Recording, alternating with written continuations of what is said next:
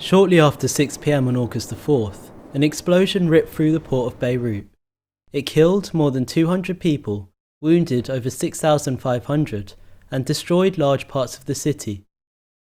Forensic architecture was invited by Madame Mass to examine open source information, including videos, photographs, and documents, to provide a timeline and a precise 3D model to help investigate the events of August the 4th.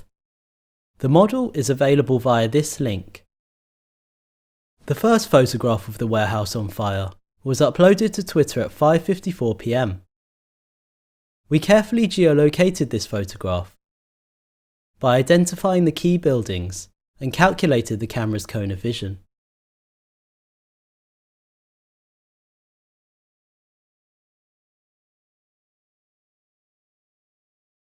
In this image, we identified the location of the source of the smoke plume at the northeast corner of Warehouse 12.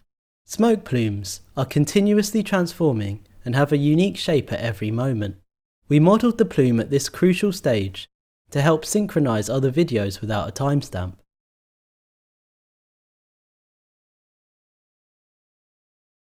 A video shot at around the same time from one of the balconies of the residential tower building shows the same source of fire clearly on the same side of the warehouse. The shape of the plume and the heat source suggests that the fire had evolved. Another video, starting at 5:58 p.m. from the nearby St. George Hospital, provides 10 minutes of uninterrupted footage of the warehouse. Within 2 minutes, the smoke thickens and its colour changes to a darker shade. According to Gareth Collett, a UN explosives analyst we consulted, this suggests that the material burning inside the warehouse has changed.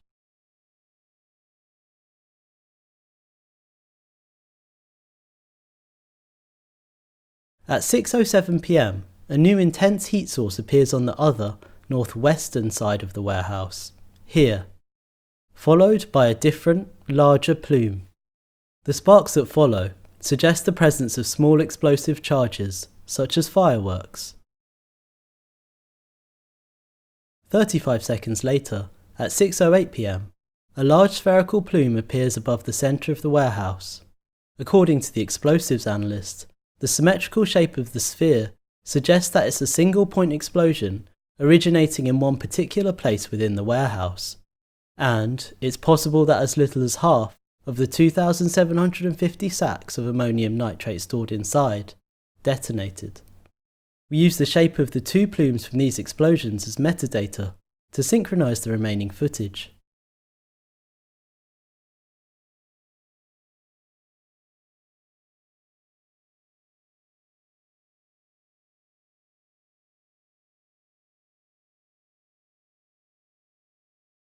This video, taken from further back, provides an uninterrupted view of the events that followed.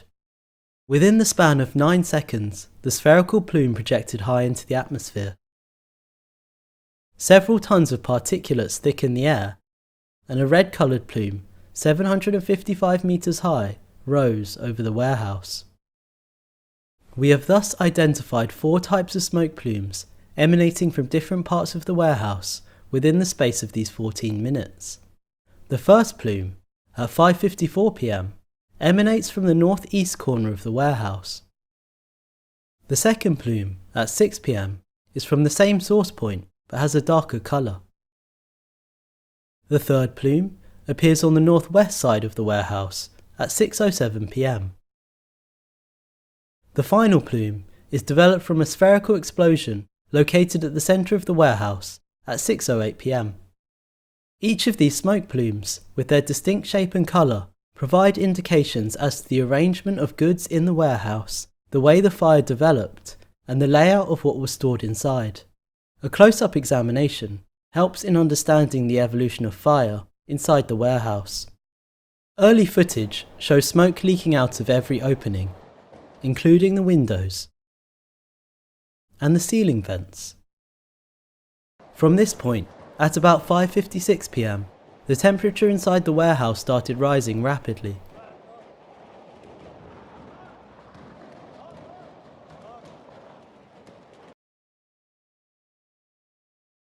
The smoke is visible as it changes colour to a darker shade, in this footage, from the east side.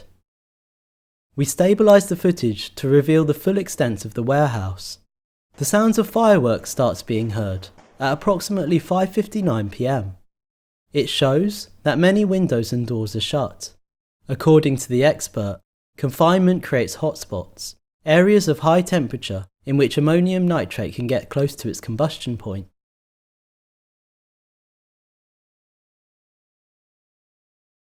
As reported by media outlets, the fire brigade arrived approximately 4 minutes after an initial call was made to the station at 5:54 p.m.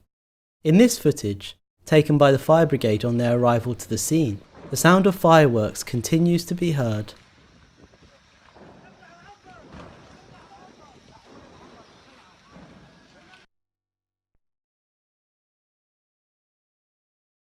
The 2,750 tonnes of ammonium nitrate were unloaded to this hangar in October 2014. And, as early as December of that year, various port and customs officials warned of the dangers posed by its storage.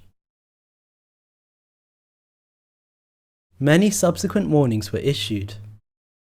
In February 2015, for example, a chemical forensics expert commissioned by the Lebanese courts to report on the state of the stored ammonium nitrate, described that 70% of the sacks were torn open, their contents spilling out, and some of the crystals had darkened. Leaked images from February 2020 indicate that the storage conditions had not improved. The sacks were still torn open, and their contents were still spilling out. The bay numbers visible in the ceiling allowed us to locate these bags in Bay 9 and 10. The images show the presence of a container and a stack of wooden pallets.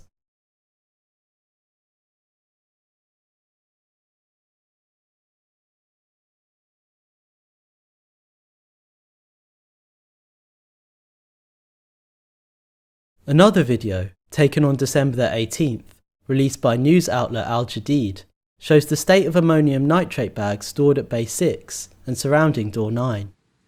Stacked ammonium nitrate bags are blocking the entrance. Here, we can see the numbers for Bays 4 and 5. On the right of the videographer, between Door 9 and 10, a white coloured wall is visible, suggesting the presence of a small service room.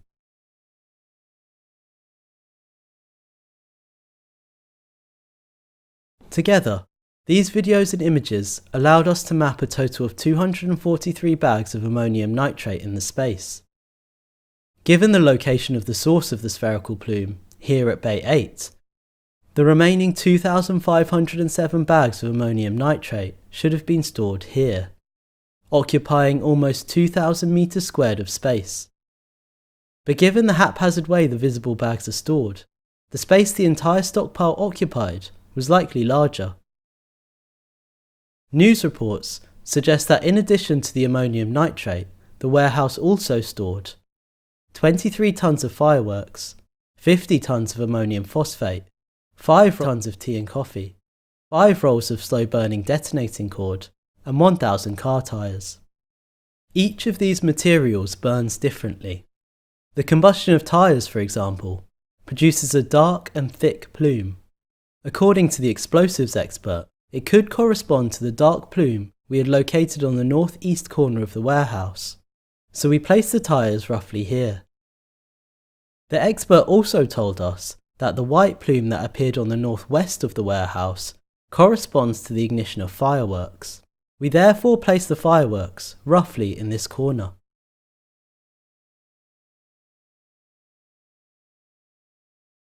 From an engineering perspective, this is the spatial layout of a makeshift bomb, on the scale of a warehouse, awaiting detonation.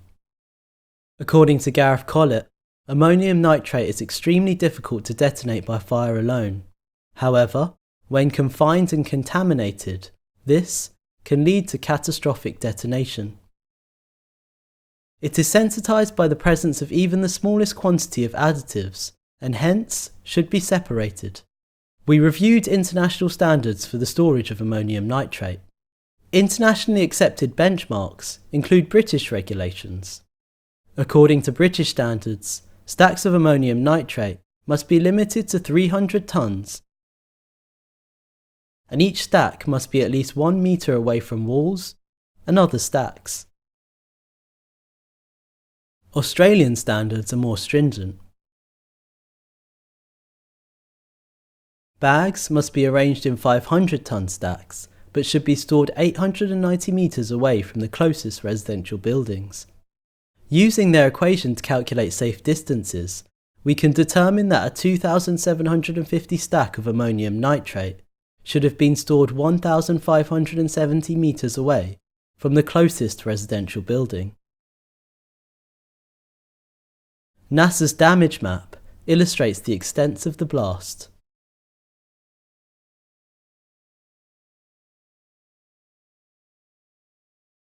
All these regulations prohibit the storage of combustible or explosive materials, such as tyres or fireworks, in proximity to ammonium nitrate.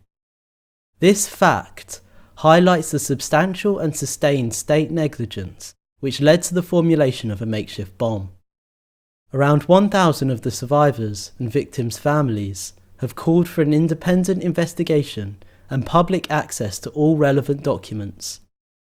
As the search for political and economic accountability for the explosion of August the 4th continues, forensic architecture and Madame Mass are making the model, the geolocated videos, and the source material used in the research publicly available via this link.